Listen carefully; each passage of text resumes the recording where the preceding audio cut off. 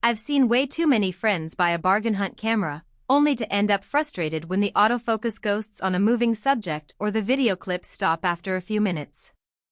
It's a classic case of cheaper is better until it isn't, and that hesitation is exactly what keeps a lot of aspiring travel shooters on the fence.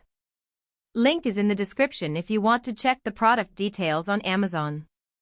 So the question is, does the OM System OM5 Mark II actually feel like a smarter buy for people who want reliable, high-quality footage without having to lug a DSLR backpack around?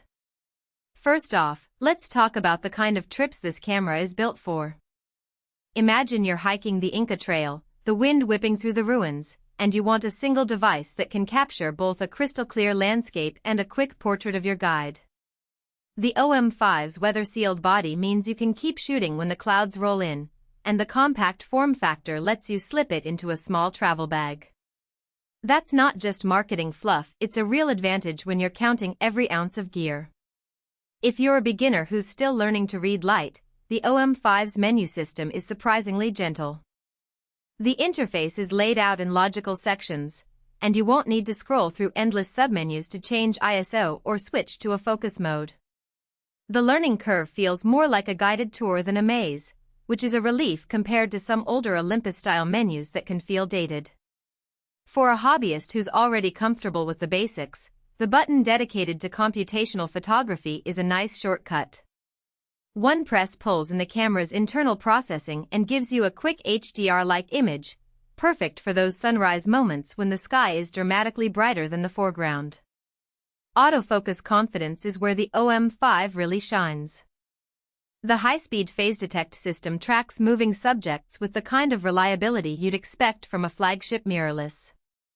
I tried it on a busy street market in Bangkok, where vendors were constantly shifting and people were weaving through stalls. The camera locked onto a vendor's face and kept the focus steady while I panned to capture the bustle. That kind of split-second precision is what makes you feel safe taking the shot rather than second-guessing whether the focus will snap later. Low-light behavior is another common pain point for travel shooters.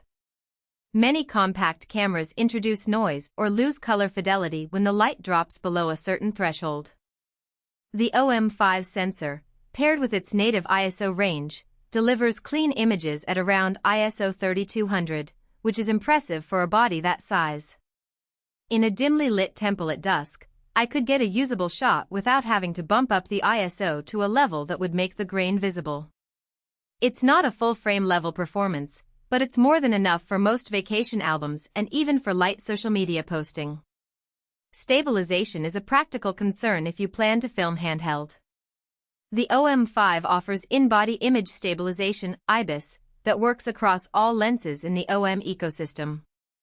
When I recorded a short 4K clip of a waterfall, the footage stayed smooth despite me moving around to find the best angle. The fact that the stabilization is built into the body means you don't have to chase after a specific lens that has optical stabilization. That flexibility translates to cost savings if you already own a few OM lenses.